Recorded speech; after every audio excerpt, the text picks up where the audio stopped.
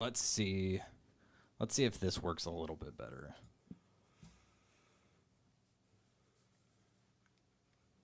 Dude, I'm actually sweating right now. It's pretty warm in here. That's why I left the door open. Do you want me to open And I have this high blood window, pressure, too? so you might be facing the fact. Yeah, I'm really Do you have high blood pressure? I don't know, maybe. I'm also wearing insulated sweatpants, which doesn't really help. Why is this frozen again? Oh, because it's not actually doing anything yet. We don't need a fan because it'll affect... I mean, like, from out here to, like, sit there. No. It'd be too loud. He listens to me. He's such an amateur. He listens to me. It's really funny. Mm-hmm. Did you see I wore the shorts on Easter? Oh, yes, I did. I went back and bought them on Saturday. I thought, wow, she really did go off the deep end. I was so excited and so confident in my 80s shorts. Like, they were a conversation piece. Really? Mm-hmm. And it distracted away from all of the complaints. And from the message. Now, people weren't so focused on my shorts that they couldn't focus on the fact that Jesus is risen, but they were so focused on my shorts that they couldn't focus on the other trash that they were thinking up to focus on. Is that a mosquito? Probably. I had a few in my room today. I also have ants in my room, but don't tell my mom. Oh. Do you have food in your room too? No, that's what's weird is I don't have food in my room. There's a mosquito in here. Knew it. My number 3 Jordans, dungaree sport, and That's such a catchy lyric. Are we live it's again? the only lyric I can understand. Yeah, we're live. Okay, it was just being slow on my phone.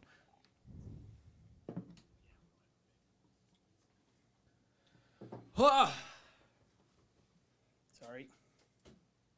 Yeah, why'd you give me this coffee? It's making me all sweaty. There's also It is a medium dark. a cold bottle of water over there. I know. I did get you a bottle of water. All right, are you guys ready? Mm-hmm.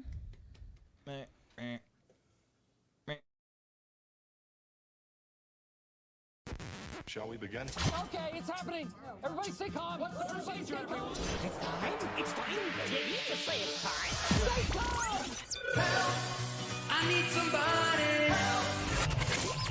Don't ask me a question. If you don't want to hear what my answer is, I'm gonna answer it. Not just anybody. Help! You know I need someone. Ladies and gentlemen, it's that time again for Shock Therapy, episode 18. Already? We do this once a month, which means this is the 18th month we have done Shock Therapy. Lots happened in 18 months. That's over a year. That's a year and a half almost. That's 18 hours of our time doing shock therapy. That's also true. And if you guys want to ask any questions ever during Shock Therapy, you can do so by texting 816-787-1511. You can also comment in the comment section if you're watching on YouTube and Twitch. That's true, because we are live. Or Snitch. This isn't the first Shock Therapy that has been actually live. However, Right. it has been a while. The first one on Twitch and YouTube. The one and only That's other true. live one was on Facebook. Yeah, and it was a while ago. It was. So here we are. For those of you who have never listened to a Shock Therapy episode of the Vent Lab, JOS, do your best to explain it. Shock therapy is just meant to create a conversation around things that are important to our listening audience. It's way different than our other podcast. This one is all about dilemmas or issues that you're dealing with in your life or questions that you have. And we bring Jay Wes in to help us answer those biblical questions because we paid a lot of money for his degree. That's part of it. But really, it is encountering the one true God of Scripture. And we want to make sure that there's a framework that gives you something to go from and also to look into. Because of being a follower of Christ, we want to provide a framework that you'd say, you know what, that means a lot to me, or I have more questions about that. And so shock therapy is, meant to engage your world with the world that God's given us through the Scripture. And so, hope that brings you some encouragement tonight. And now that we're live, you won't just hear me get annoyed. You can actually see me get annoyed. See. It's like a tradition for Rebecca to always be annoyed during shock therapies. Yes. It's because Jay West is here. Yep. And you think I'm kidding. Nope. I get very annoyed. They're married, though, so it kind of makes you wonder, how does this work? I don't know. I ask Now they myself say that twice a opposites week. attract. Yeah. Now you're just quoting Paula Abdul. Is that who said that? Well, back There's in a the 90s. song. Yeah. Opposites attract? Yeah. It's pretty She good. has the cartoon character The wolf cartoon thing that character, yeah. dances with her. Yes. We'll watch it after this. We don't pretty have to good. watch it after. You guys remember whenever Paula Abdul was Two a steps forward. You take judge on American Idol? Remember That's this. the only I know. way I It's a recognize that generational name. thing. I don't know if I've ever heard a Paula Abdul song. want me to Rush. sing it for Rush. you? I mean, No, I don't. The answer to that will always be no. Okay. Anyway, do we have questions? Should we get started on questions? Do we want to goof and gaff for a little bit longer before getting into them? How many do we have? We have like 5. it's great. Okay. 5. We have 5 questions. So that's like, if it's a hour podcast, Yeah. then that's, You done 15 minutes each? is that right? 12 minutes. You 12 know, we minutes, don't have to 16 focus minutes. on a specific time for any question. We're just, That's Okay, the reason why I get annoyed is because Nathan says that Jay West can like lead this, but this is my thing. And so then, and he doesn't know how to do it. And so then he does terrible transitions and stuff. I try. And I want to be in control. But Nathan said he gets to be in control. I don't know why I'm letting Nathan make those decisions. Anyway, I think it's because you're a good friend, you know? It's part of the compromise friend. that you have it to is make. part of the compromise. We talked about these Yeah, last we week, talked right? about it during What is the this? secret lab. This is why. How do you... We talked I'm about it crossing during the my secret lab, arms. so most people have not heard this conversation we had about Oh, like how sometimes you about just how gotta you're like. overly controlling. Okay. About how you're just way overly controlling because this is the one thing I get. Yes, that's exactly what I said and how I said She's so spoiled. If you ever it. are, Guys, I'm so spoiled. she's incredibly spoiled, and Jay West is just an enabler. He is. Should No. we talk about that? Just madly in love with her. That's what it is. That is the grossest thing Let's I've get heard to the in a long questions. time. So the first one is about somebody's dog who died. Hey, this hits home. Well, do you want to bring up? I don't have the question right here.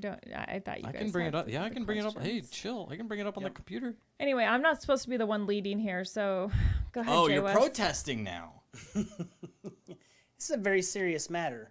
Speaking of losing For those something, of you who are this- listening on the podcast, I just gave an annoyed look. That is important. They can hear it in your voice. there's a sigh. All right, Jay West. What's This the listener question? texted in and said, "We lost our dog last December. I am very sorry for loss." They said, "From cancer, and I've shed many tears over her, more than over some people I've lost. And this is somewhat normal? Question mark, question mark. She was always there and happy to please. Thanks." That's a great question. Happy to fleas? Also, Not for you, fleas. for those of you watching who just saw Nathan and I try to keep from laughing, it was because What? she said, "I've shed many tears." The dog like shed because they shed. They shed. It's a really insensitive I joke. did not. because- Hey, Just- I did not pick up Jay on West, that. that's so insensitive. Do not serious bring question? up jokes during this time. What is Yeah. wrong Just the with word "shed" made me think of like when a dog sheds. Like and a so- husky. Oh, hi, Elvis. you? Yes. I think there's something very cool here that relates to the fact that God allows us to have pets. He gives us, in the creation order that that's men and women who have pets, right, Rebecca? All the years. Do you want me to go ahead and take this while you think about it? No, go ahead. But I'm just saying. No, go Jackie. ahead. I'm thinking about Jackie Boy because there's a huge. Why would you be annoyed? Okay, so we had a Cocker Spaniel named Jack. Okay, story And time. for Rebecca, he was like best dog ever, and I was like, Elvis is sitting. I know he is, here. but Elvis, I'm being he was way sensitive. better than you. But I remember how attached you got to Jack, and it never really dawned on me, even going through school or work, how we're wired and get attached to pets. I never really thought about it, even growing up with the dog and the cat and all that. I just knew it was really important. I think there's something really unique there. There's a bond that happens in the creation order where we have dominion over animals, and I don't mean that in a a condescending way. I'm just saying that there's a unique bond that someone can have with a pet. That you're like, this is my pet. This is really cool. And so to be able to mourn over the loss of a pet, I think there's something really special there. And it comes in different waves. Okay, so the question was, is it normal to be sad about the loss of a pet for a long period of time? Is it normal? Yeah. Didn't you read the question? I did, but I'm just giving a little bit of background, which is what I do. Let me start from a foundation of how I'm processing this. You know what blows my mind about this, Jay Wes, is that Rebecca is a radio professional, and she understands the importance of setting up a scenario. Yeah. But as soon as you start doing exactly that, And I Because thought- he's setting it up wrong. I was he's sharing. not setting it up wrong. I was sharing about your affection for the dog. That I was like, he meant that much to you? That's pretty amazing. I should have paid more attention in my biblical counseling classes whenever they were talking about marriage counseling, so that I could really help you too. How would you answer this question, Rebecca? All knowing? I think it's okay for somebody to mourn for a long time for a pet. I don't think that there should be any stipulations on how long anybody mourns over anything. If you feel that kind of pain, then you must have had a strong attachment. And I think that's a beautiful thing. If God gives you a gift of a pet that has served that purpose in your life so strongly that you have a hard time moving, that you have a hard time moving on from it, I think that's okay. I think it's important to work through that process. And I think if you are starting to miss out on things in your life because you're mourning for a long time over a pet, then maybe you need some assistance in talking through that with somebody. But I don't think it's unusual to have the same attachment for an animal that you have for some humans. Let me ask you this. At what point does it become a risk of idolatry? Mourning over the death of a pet? Yeah, like at what point does it become more than just like, wow, it made a big impact in my life and an obsession that if you care about the pet while it's alive or dead or both more than you're caring about people around you? So to answer the question, you would say, yes, it's totally normal. Just don't let it overtake everything in your life. Yes. If it starts to overtake everything in your life, then you should probably seek help in working through that, because you're not working through that pain you're feeling. You're stagnant in how you feel. So, okay, here's another question. Some people would say that you should give yourself enough time after like breaking up with somebody before jumping into another relationship. Would you say it's the same for a pet? If your dog dies, should you wait before getting another one rather than trying to fill in the gap that is now left? I think it is different for everybody. And sometimes dogs, animals, pets serve different purposes. Yeah. And so depending on the purpose that animal serves, like I waited 3 years before I got another pet because I just mourned for a really long time. Like I just didn't think that I was going to find another dog that was able to do what that dog did for me. Yeah. But then I did. 3 years later, I was ready. Like I knew when I was ready to get another dog. See, that's kind of why I went back to the whole Genesis story, the narrative of when, Adam was naming off all the animals and he's given all these names. He had not found a helper suitable for him, and that was the whole point of sharing that about there is this unique bond that so can happen didn't with he your give pet. him a woman and not a dog? Hold on, Whoa. I'm getting there.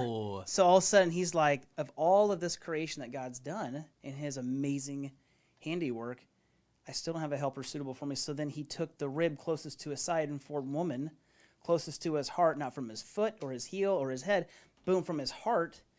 Now there's this beautiful relationship, and this is the point.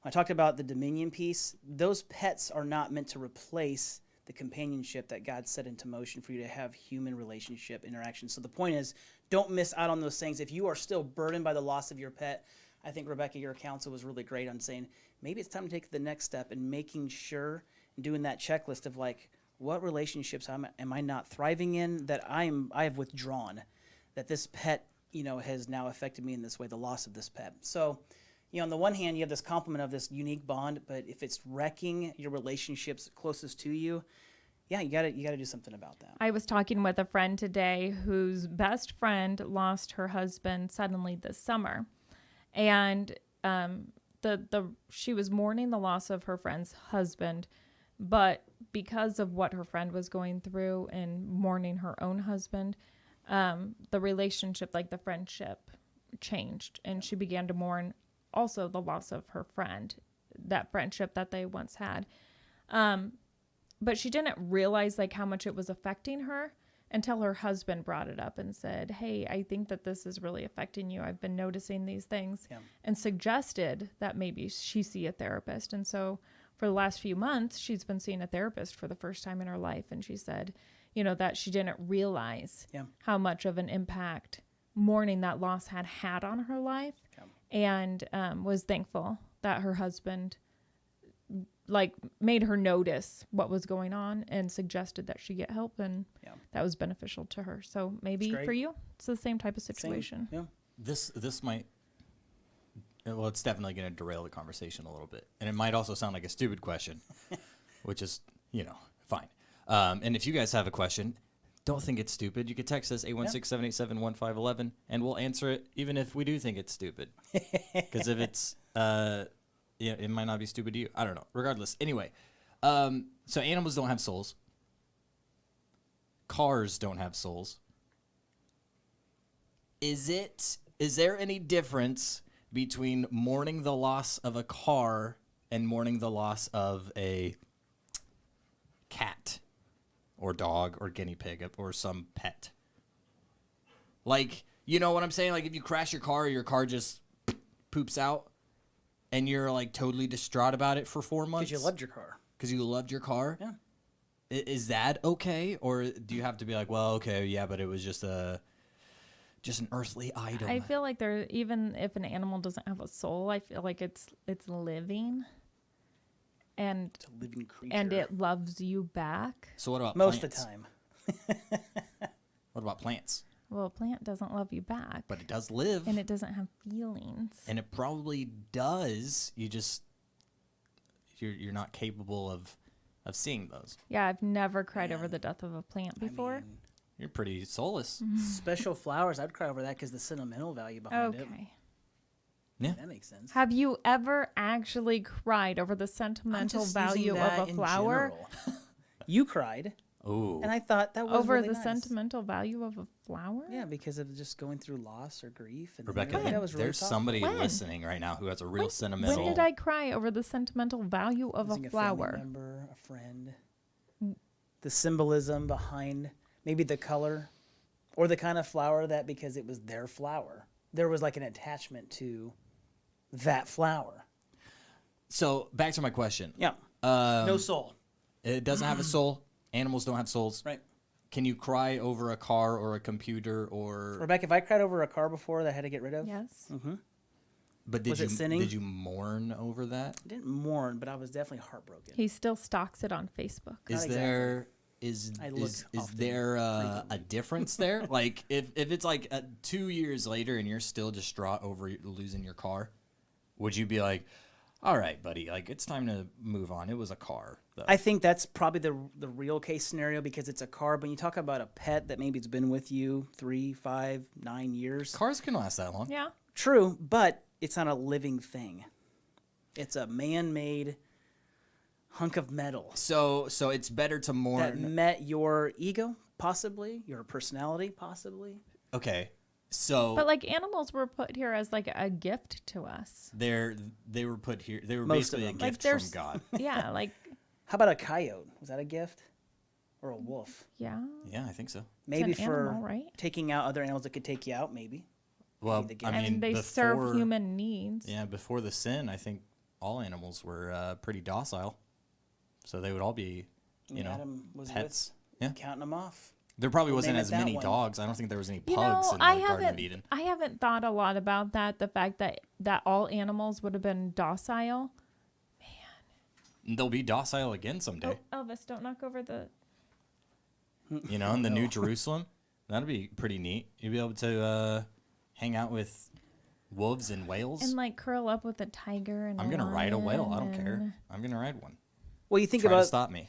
when you think about in the scriptures where they're representing, or where Jesus represents the lion and the lamb. There's something unique. You're like, wait a second, we're talking about animals, but there is something positional in the creation order about that.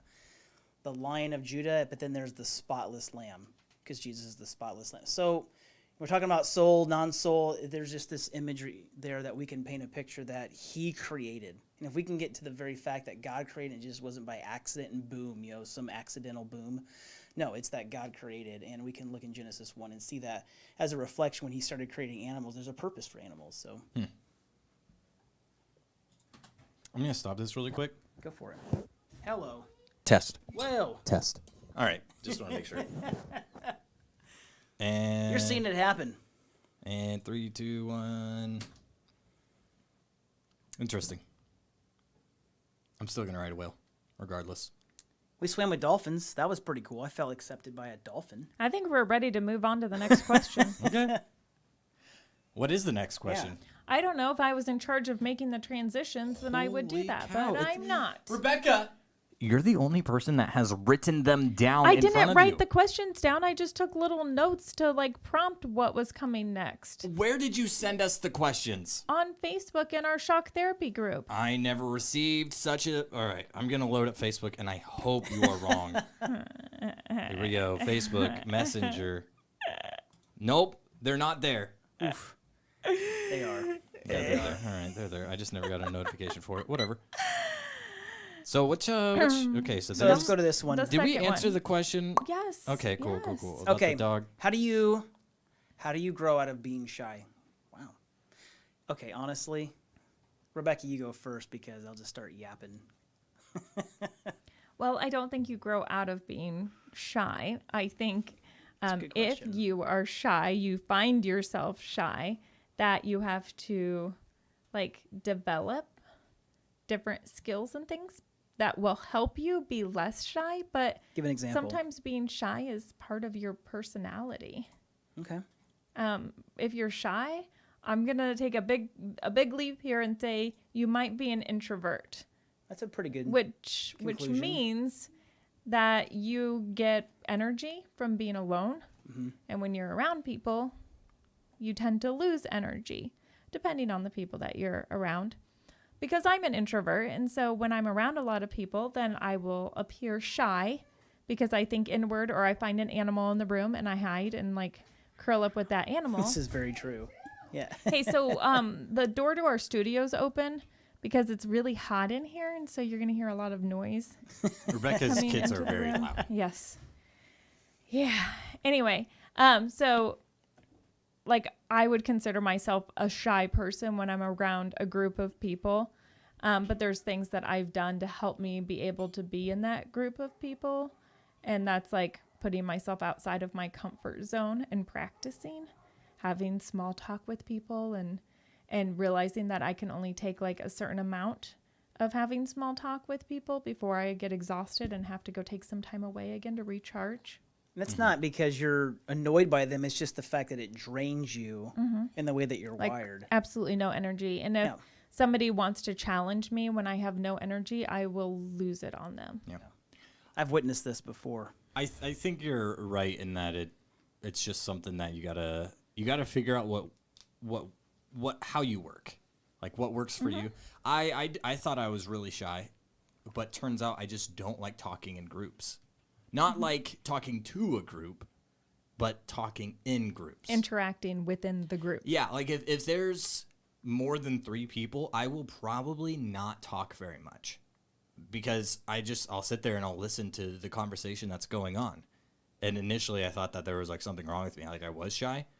But no, if I can talk to pretty much anybody one-on-one. And so I think it's just figuring out how you work. Early on in Jay West and I's marriage, I thought something was wrong with me. He thought something was wrong with me because he's an extrovert. And because he's in ministry, we would be out with people all the time. And we'd get home and I would just want to be alone. I would lock myself in the bathroom. And the reason why I'd lock myself in the bathroom is because if I just tried to have time alone, he wouldn't give me any time alone. And then he would like pick at me like, Didn't understand. what's wrong? Like, are you mad at me? Did I do something wrong? Are you upset? Did I say something? I'm like analyzing all my No, and conversations. it literally took years to figure out like that nothing was wrong with me, that's just the way that I am made. And as like when we figured that out, it was like changed everything with how like we fight in arguments and stuff because we learned like how each other works. But yeah, that was a difficult thing early on in our marriage because when I think something's wrong with me and my husband thinks something's wrong with me, and so there's always that tension there, and you're in an environment that's fighting against how you're made. That caused a lot of tension in our marriage, but figuring that out, that I just needed like breaks and time away and that there was nothing wrong with me, I just needed to recharge, was huge. And so maybe that's the same case for And you. it also taught me how to be able to like be a little more self-controlled in my emotional framework because of being an extrovert. I needed to give not just space, but I needed to like respect your personality and the way that you recharge. It's like once I finally figured out, I don't know, 15 years later, that this is going to help our marriage. If you just have that alone Wait, it time, took 15 years? that's what you said, didn't you? I said a couple years. Okay, but it felt like like okay. 15 years, right? I was giving you the benefit of the doubt. But overall, it was the reality that this will benefit us in our communication, the way that we share life and responsibilities, and just overall, just making sure things are working. It's like, you need time. Yeah. I'm out. And Okay, I'm with- gonna go read a book or take a nap or go play golf to allow her to have time to be able to recharge and be like, so how are you? And it's like, pick back up. And with him being an extrovert, I also had to be really supportive of him like going out and being with people when he craved that, because otherwise he gets really irritable when he's not around people talking to people. He starts like badgering those close to him, like not on purpose and not to be annoying, but because he's craving the relationships and he gets energy from being around It's people. a filler. Yeah. Then he but I sometimes can be and I think it's one of those not things. overwhelming. Yeah. Okay. To some degree. Yeah, overwhelming. That's the word. I think the first thing is recognizing, okay, what's your strength within your personality? Then, secondly, identify what's your pitfall. And then lastly, what do you need to change to improve in that? And I think that's part of just working through that and being really honest with yourself and those around you that are closest to you to say, hey, whenever I respond or react this way, what goes through your mind? Because sometimes we kind of cater to the benefit of the doubt. We don't really address it. And then all of us are like feeling the awkwardness of it rather than just talking it through in a really healthy way. Kind of like us, figuring that out like, yeah, nothing's wrong with you. I am so sorry that I was projecting as if something was wrong with you or wrong in our marriage. I accept your apology. No, Thank you. Yeah, you're welcome. What, And did it's that just- take 21 years?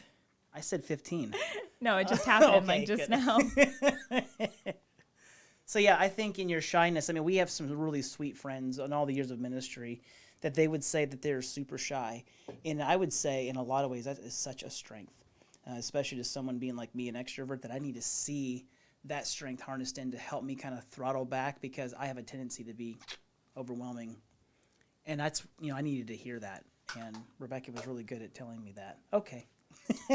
Elvis brought in some trash. So Something. I don't know what that was. Rebecca will be, she'll be back. She will. Yeah, I don't know. I think that covers it pretty much. Just Yeah. more, I don't know. Because part of me wants to say, no, just embrace the shyness and figure out what your strengths are within that, like you said. But then if somebody wants to actively stop being shy, is there advice of like, basically how do you, in some ways, how do you change your personality? Yeah, it's a tough one. Because I don't know if you can actually change your personality, but I think you can grow in your personality. And like I said, practicing small talk. Yeah. As uncomfortable as that is, you have to just push yourself to do those things. And then you're like, I'm stating the obvious. Well, it's just working at it. Yeah. In some way, it seems like it's a waste of your time, but really, it's... Sometimes small talk is important. I mean, everybody needs to learn how to have some sort of small talk to be less socially awkward. Something that helped me, because I am super bad at small talk, and I accredited a lot of that to being quote unquote shy.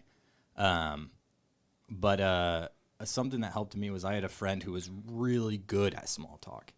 And so I would, whenever talking to him, I would be taking mental notes of how he was changing the subjects or keeping on. Like he would basically grab one thing that I would say and then like ask about that and then grab something off of that. And so this whole time I'm having a conversation with him and I'm like, I have no idea how this guy's doing it. And so I just started analyzing how he was having conversations. So I think there's stuff on the internet, more than likely somebody on YouTube or some podcast or something where people talk about how to have small talk. And I think if you're a shy person, that might be something to look into, of just practicing your conversation skills. Yeah. That was a really good suggestion of practicing it with a friend that's good at small talk and watching how they do things. And I think you could probably do that watching TV shows too. That too.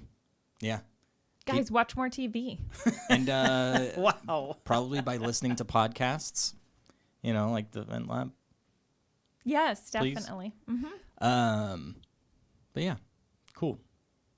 Next I was question. talking with. Well, okay. Oh, no, you go ahead. I was just gonna say I was talking with a friend recently that I've known for like the last 6-7 years, and he was just even saying, "Jay West, your personality and mine are radically different, and I think it's so cool that we each brought strengths into the roles that we're in ministry." And I was like, "Dude, I think that is super cool as well," because people will say, "Oh man, right there, you kind of sounded like Jay West," and he'd be like, "Huh? I am in no way like Jay West's personality at all." And what it was is kind of, it highlights what you just said, Nathan. Like in some of those ways, people would recognize something that all of a sudden he kind of picked up on that was bringing him, AKA, out of his shell. And not that it was accredited to me, it was just the fact that he could be relatable with what you just presented as a scenario of shyness. And in some way, I guess that unlocked something in the way that he was beginning to share a little more with those closest to him that we both know together in ministry.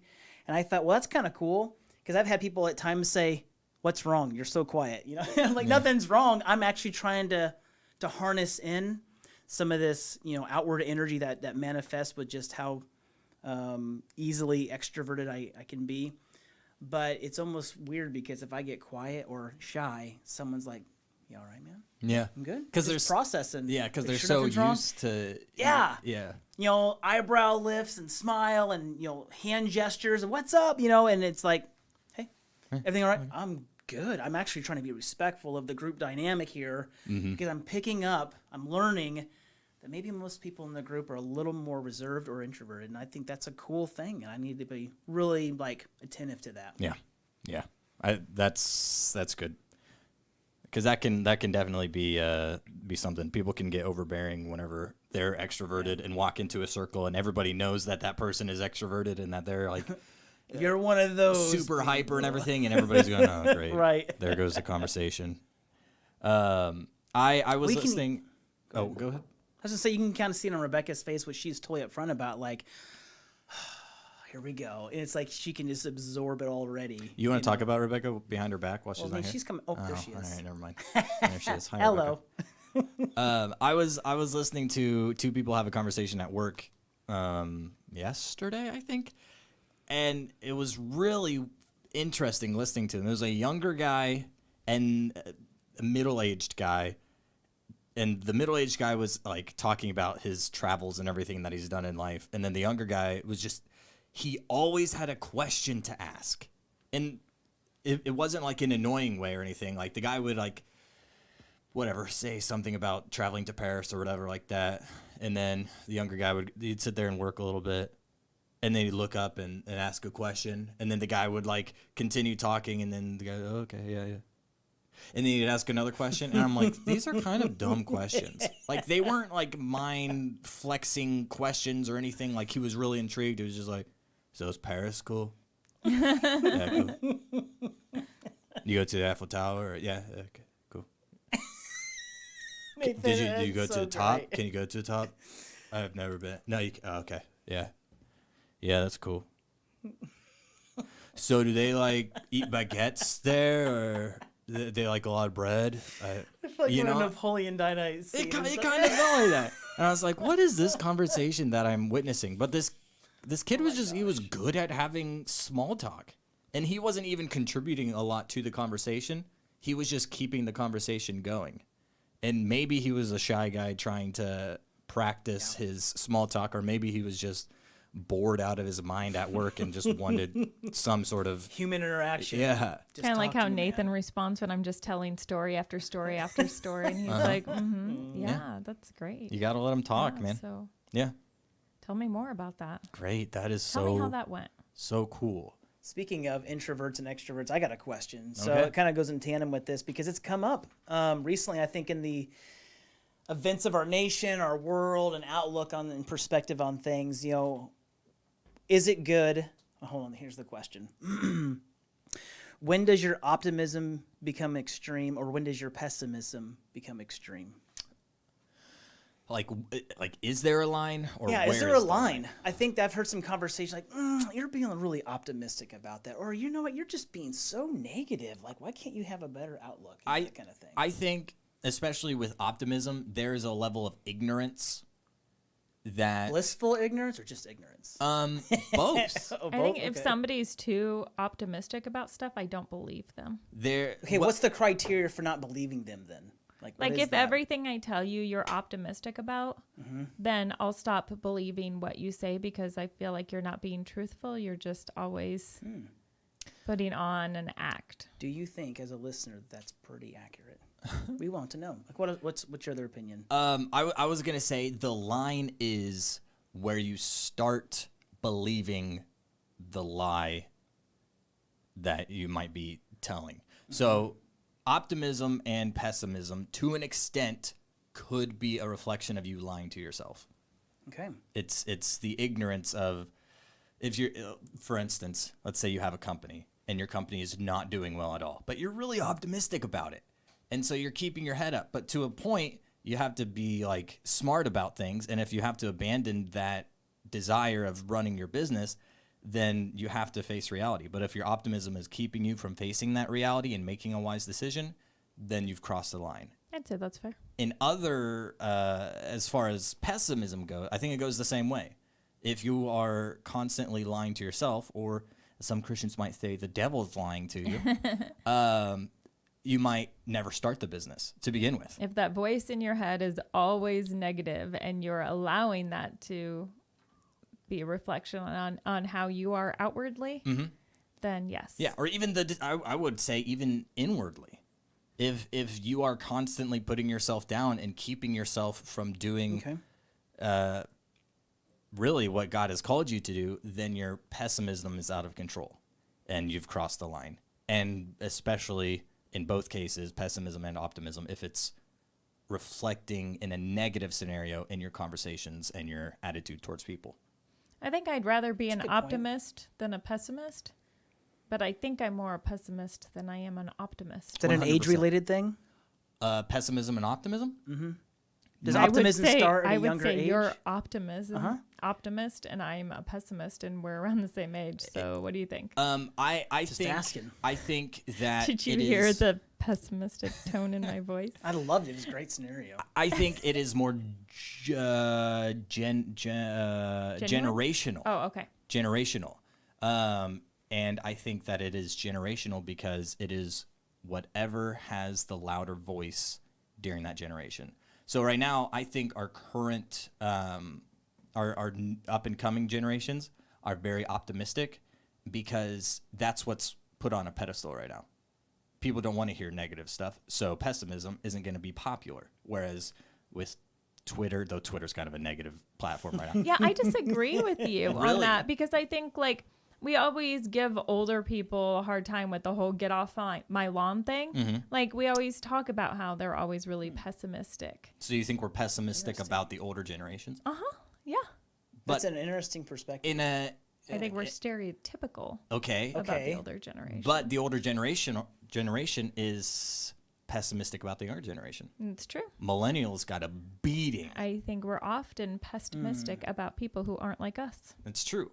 I would argue, however, that the older generation, aka boomers, were pessimistic first, and the term "okay boomer" was a direct reply to millennials getting a lot of hate. And they decided, okay, instead of having this argument, I'm just going to say, okay, boomer, and dismiss them and go on throughout my day. Just I passive think aggressive. that has been every generation that ever was. I agree. So back to Jay West's question. Is optimism and pessimism related to your age? I can't even say pessimism. That's how optimistic I am. Nope. You don't think it I is? think it's an individual decision. You I think don't, is there, don't see a pattern or anything. I think it has to do with where you're at in your life, and I think everybody can hit those phases at different times in their life. Is there examples in the Bible of optimism or I was just going to pessimism? say, so we just went through the Gospel of Mark for the last 8 weeks. We went through a series of videos, in-depth scripture read, in-depth memorization, sermon content series. What's amazing through the entire Gospel of Mark, thank you, is that there was this hopeful expectancy, as some might say, oh, it's optimism, that people were saying, Messiah one day will come. And here's Jesus walking the earth, and yet in their human state, they were like, could this be Messiah? They had a perception or a perspective on what Messiah should look and sound like. And so they're trying to line up Jesus, and they're saying, nah, he doesn't fit my criteria. And so there's a level of pessimism against Christ I from think that the was community. perception, not pessimism. Hold on, let me get to this point. So, but for those who had a hopeful expectancy in their optimism, they would listen to John the Baptist when John was like, behold the one whose sandals I am not worthy to untie. And then he would say things like, behold the Lamb of God that will take away the sin of the world. So in his perspective, his hopeful expectancy, he's like, yeah, this is the one. I'm all in. And he was doing all that he could to override the pessimism of the people. But is he really? Because he should be riding in with all this splendor and wonder, and he should be taking over the nation. And there was this, not necessarily hopeful Still expectancy. disagree with you There was that this. that had anything to do with optimism. I'm or using that as an pessimism. example. Go for it. Explain your position. Throw the ball in her court. I just think you misunderstood. Like, Hold on. No, there was a pessimism of the people. They're like, he just did that sign. I don't know. I'm having a hard time with this. so I'm going to go back to what I was talking about with like the life stages people are going through. I think that there's situations in people's life that will cause them to be more optimistic or more pessimistic. And I think pessimism comes a lot from hurt, like repeated hurt that will cause that. I mean, I'll be honest and say I was pretty optimistic my entire life, and I lived through a lot of abuse and some very difficult situations and was always really optimistic. But when we went into ministry, I had an expectation that people in ministry were going to be like really nice and encouraging and optimistic. And I quickly learned that that wasn't the case. Wasn't always the case. No, and so I think I was hurt a lot along the way and didn't like work through that pain, and that's made me really pessimistic. Mm-hmm. You think the people in Genesis were pretty pessimistic about the whole flood thing? Noah building that ark. Yeah, like, what are you, come on, guy, really? Psycho. What a rain. Think. Okay, sure. I don't even know what that is. You made that word up, so idiot. And I think that's where the hopeful expectancy comes in, because pessimism doesn't save someone. Optimism doesn't save someone. It's the Lord Jesus Christ that saves them. It's their faith. It's their exercise of their faith. So I could be serving alongside someone in ministry in any capacity who may be a diehard pessimistic, individual, or serving alongside someone who is diehard, optimistic. But the point is that the saving faith that we agree on becomes the center focal point, and then we work through those various issues. So, whether someone's in either camp, it's the fact that we can identify that and learn from each other and then grow together. That's the big thing. Is like that's because we're just got wired personalities that may see things a little bit differently. But as long as we stay on the main thing, keeping it the main thing, man, great things will happen. So There's my hopeful expectancy. Okay, Great things so- will happen. so you were basically saying like it was a generational thing. I think I said that. Jay West was I asking. was asking it. Is it Okay. attached to a generational? Okay, so do you feel that it's an individual thing? I think that it's a each person- personal. I think some of it's based on culture, upbringing, like what happened in the home, what happens around in the community, and then it also is a conditioning. There are conditioning elements that influence or one of the biggest surprises and joys that someone might say that may happen again. And now there's this hopeful optimism all the time. Okay, so I work a lot on my pesticism. Pesticide. No, pasteurized. I work a lot on that. Like, even though I may be pessimistic in my mind, I will try to outwardly be more optimistic. Like, I try to think about it before the words come out of my mouth. Not always the case. A lot of the time it's not the case, but I try to do that. Is there any way people can get over or work through being more pessimistic, like trying to be less pessimistic? Yeah. Why are these words so difficult? I'm sorry. Or I did people that. who are overly optimistic. Yeah. I mean, it's not like you want to bring somebody down from being an optimist, do you? I think you need to provide boundaries to them. And like you said, you know what? I feel like you're being fake. And wholeheartedly, because we're fallen, that may be the case to hide some of the fakeness because they really don't have a good answer. I face that. In my personality, and sometimes the way I present things, I have to be confronted with that to see all angles of it. That's healthy for me. Because not everything's going to necessarily work out the way I think it should work out. I mean, that's going to work out. That's going to work. It's good. Let's really dial it in and let's take all angles into consideration. Okay. So it's being confronted with some of those things, but not necessarily where it's so deflating to the optimists that you're like, gosh, like they did not have their best interest in mind. It's now you're feeling deflated. I think there's a lot to making sure in that not being fake and being okay if someone says, I kind of feel like you're not being full up front about this. And here's why. Be willing to listen. I think that brings good balance. Did I answer your question?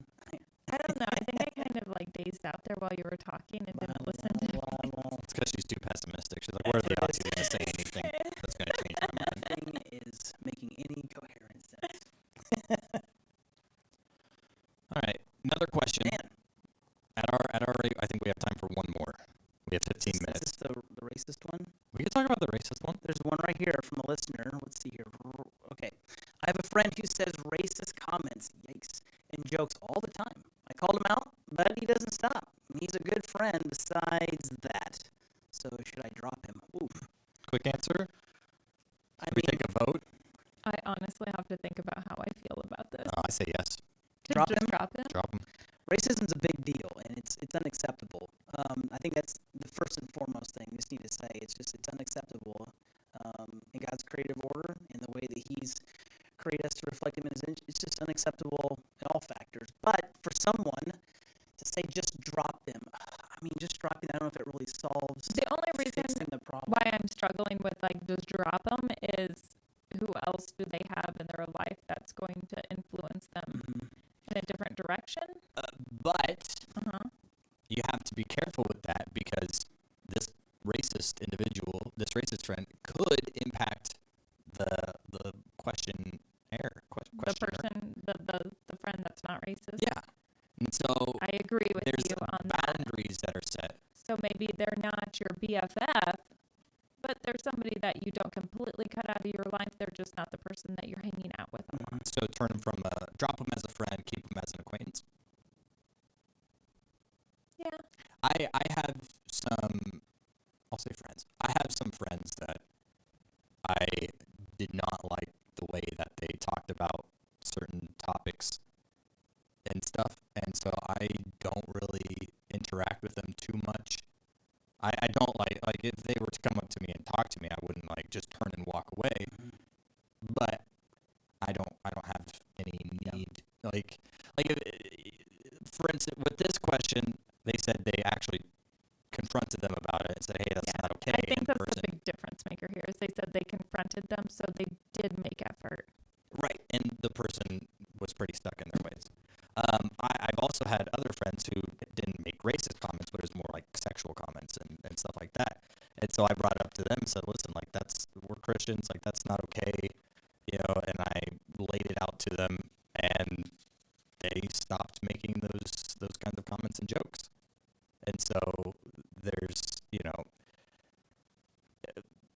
As there friends, is a it's important to response. call each other out Yeah. when somebody says something that's not appropriate. In a loving way, in a friend way. Yeah, but you have to be like you're good friends. there for. Like, that's what makes you better. Your friends make you better if they call you out for like, hey, dude, that's not cool. Let's not talk like that. And then that should fix the problem. You know, maybe they slip a couple more times, but like being This is called out reality. by a friend, that's a big deal. Like, you should really feel the impact of that. Unless in this scenario, and I agree with you, but if in this scenario the friend that called them out is not Not making a difference. it's not making a difference because the person who's making the comments does not consider this person as close of a friend as the friend considers them. Maybe. You know, Or maybe they're just so stuck in their ways that they're not convinced they're doing anything wrong. yeah. But how do you do you just keep bringing it up then and help them realize that it is bad, or do you bring it up once and say, all right, see you later? I guess that's kind of the question we're trying to answer. Isn't Yeah, it? I think it's as little of exposure to this person on a regular basis as possible. Yeah. But what if they're a coworker? Okay, yeah. Okay, sorry, that's a whole Workplace different scenario. relationships. Well, 1 Corinthians 15 says that let us eat and drink, for tomorrow we die. Wait, what? Well, here's what he's saying. Do not be deceived. Bad company ruins good morals. And I've heard ministers throughout the years talk about, your futures and who you hang out with. So the more that you don't provide healthy boundaries, especially in this issue of racism, the more that you're letting that linger, that is bad company that's going to override when people are like, but you associate with them, and you have to realize that there's just consequences. So I think walking with your friends, if they're going to become acquaintances, at least speak to them, one, truth and love. Secondly, don't blow them up in public. Don't be like, what the heck, why did you... Just, if you hear it, it's a shock, okay, and then take a moment to bring some healthy correction, like, hey, dude, that actually affected me, and here's why. That's a teachable moment, even for adults, to be like, here's why it's important for you to throttle back. And if they're like, dude, you're a punk, don't call me out like that. Well, you can make this decision based on God's truth, which is bad company ruins good morals. And that you just have to draw the line. I've heard it said that you're a medium of the 5 people you're around the most. That's a good way to say it. And so, which means that the 5 people you're around the most is like what you are the average of the mix of those people. And so whatever you want to be, you need to choose to hang around the people that are going to help encourage you to be that. Doesn't mean that you can't be around other people that don't believe like you or act like you, because we know in the Bible Jesus hung out with people that weren't like him all the time, but he had his core group around him, which would be his disciples. And those were the people that he depended on and spent all his time with, and then he went out to the other people. Yeah. He was the And friend so of sinners. minimize Mhm. that time that you're spending with people that are going to have a negative influence on you. Yeah, and you just got to rise above it. I think you got to go into it recognizing, okay, I got to recognize my default modes where I may decline, but I just got to rise up above that, and you need a great support in doing that. You can't do that on your own. That's why we need accountability. We need, strength, and I think that your example is a helpful example. I don't know, Nathan, what do you think? Do you think it's good to have accountability, and it's good to have a solid support of upholding? No. What? I think Come accountability on. is a scam made by the church. That sounds really pessimistic. I don't know, man. You should probably look into that. Yeah, no, I agree with everything that you guys just said, especially with the core group of people and everything. Surround yourself with good influences, Yeah. but then just don't totally shun those people who also need good influences, because you could be the only good influence that they get. Yeah, I remember in high school there was friends that were just every week, and they're just trying to think of the next push the envelope, experience, and go and doing things that would be, one, illegal, two, are we really going to get hurt from this? Let's find out. And it's like, dude, and I had to start making a conscious decision to say, do I really want to put myself in harm's way with them? And I finally just had to make the call and be like, guys, I ain't going to go with you. And they're like, come on, Crockett, why not? I'm like, well, first of all, I'm a chicken. yeah, well, no, it was like, I don't want to go down this downward spiral with you. It's not worth it. You mean more to me than this experience, and I really hope you think differently. I'm like, yeah, whatever, man. And they totally bailed on me. Gone. Wow. And I thought, would they have been there to fight for me if I would have made the choice and suffered the consequence of their actions? I don't know. Yeah. But right there, I really figured out quickly, who am I surrounding myself with? And it was detrimental, because I didn't have any friends at that point. I'm like, well, here I am as a new follower of Christ.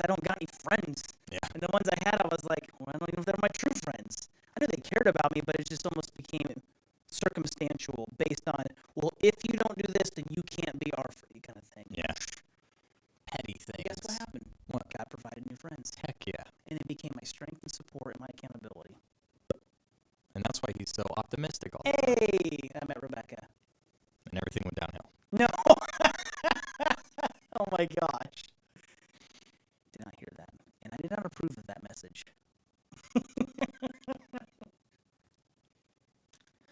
Cool. What do you guys think I'm optimistic or pessimistic? Are we still talking about that? I don't know. It's pretty heavy though, right? It causes you to think. Yeah. I think all of us can relate to that. Like, what am I mostly? I would say you're a pessimist. I agree with Rebecca in that it just depends on what stage of life.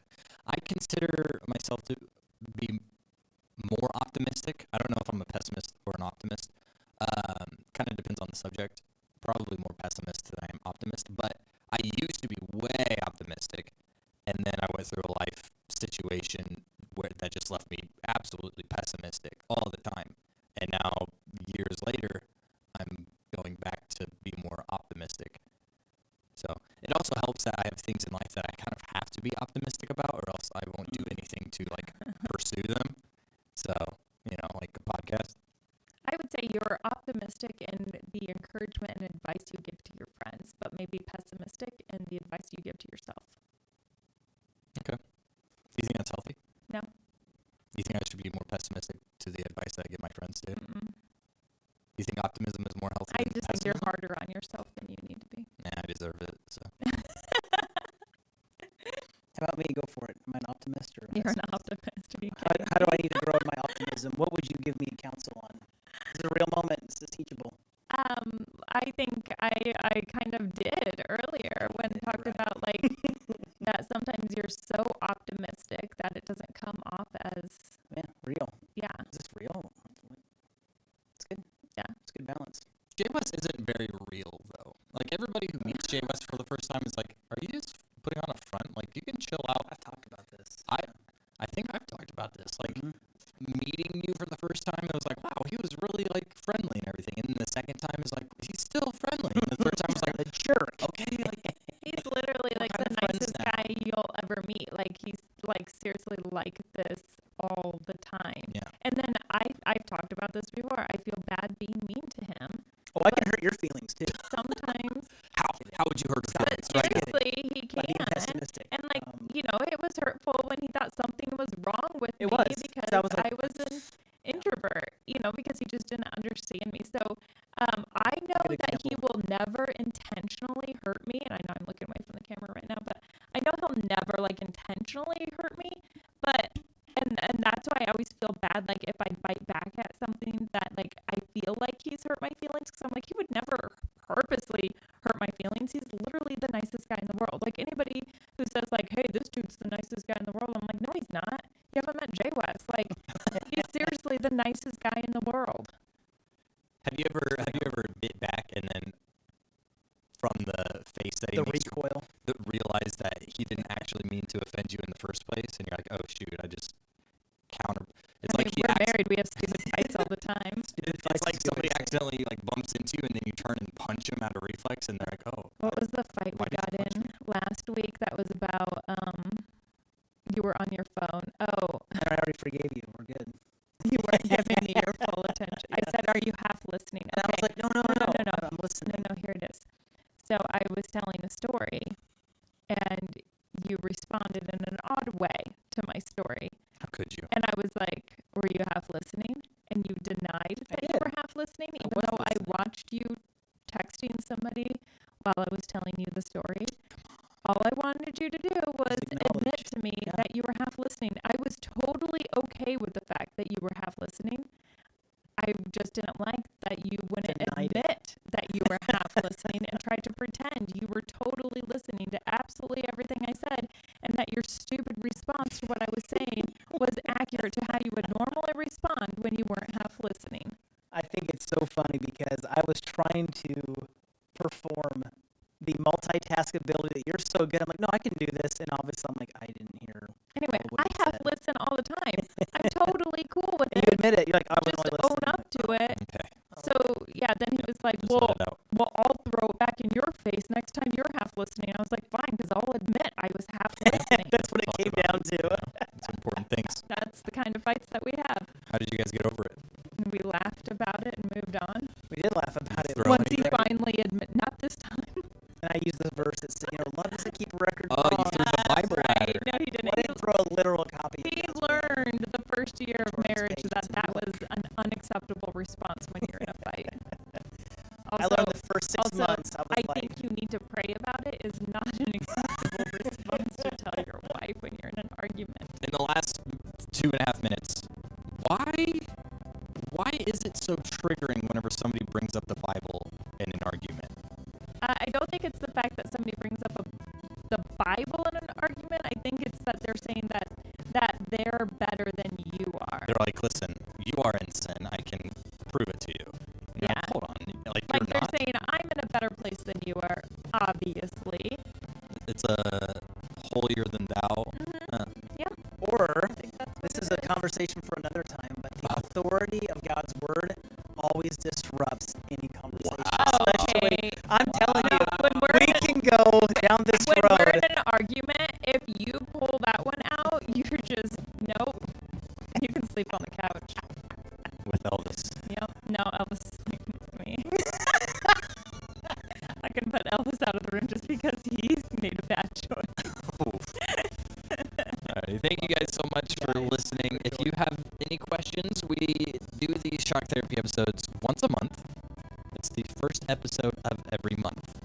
So the next one will be whatever the first Tuesday of May is. You can text the questions to 816-787-1511 or message us on Facebook. The text line is totally anonymous though, so if it's like a personal thing and you're like, I want to ask this question, but I don't really like want it to, expose me, that's fine. All it shows is a phone number, and we can't recognize phone numbers if we've never seen it before, even if we did see it before, quite frankly. May 4th. May the 4th be Oh with my you is the next talk. That's going to be a theme. Yeah, we can talk about the theological themes in Star Wars. Oh, goody. Perfect. Anyway, so that's the next shock therapy. I gave you my 816-787-1511. pessimistic face. Oh, I didn't know you had one. It's the Jim face. Oh, okay. Jay West, thank you for being on the show. It's an honor. Rebecca, thank you for letting Jay West be on the show. Yeah. Until next time, we will see you guys on Friday. My name's Nathan. I'm Rebecca. We out.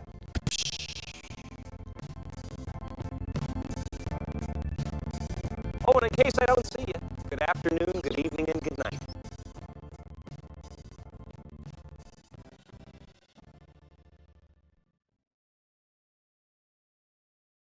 Great. So this is the guy that asked if he could send me a video, and so he's like, "Sweet, here it is," and he sent me the video, but I'm still nervous to click on it. So you want to check and see what he sent me?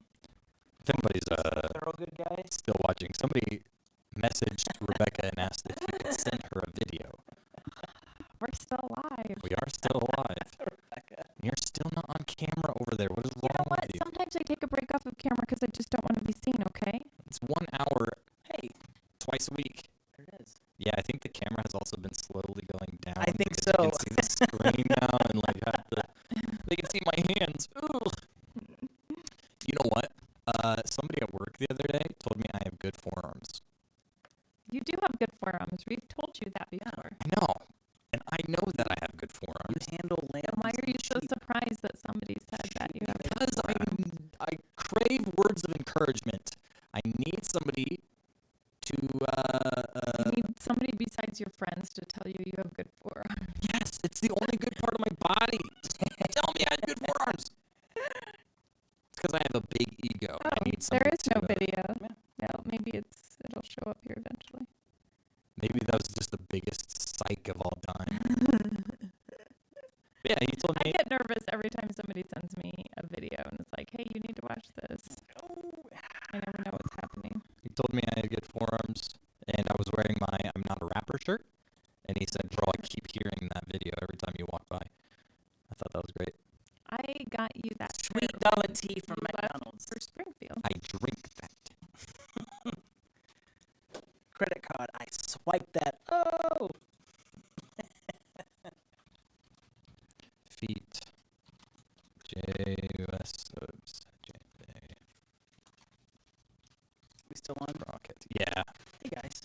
You guys ready? 816 678-715-11. Just wanted to say it. Yeah. All night. Didn't want to say it. There you go. All right, we're gonna go record the what's it called? Let's be honest. How have we only been live for 19 minutes? What the heck? Did it go down at some point? It's a great question. I don't know. We'll have to go back and find out. All right. Well, anyway, we'll see you guys later. Bye. Oh, Pepperoni. Pepperoni made a reference to the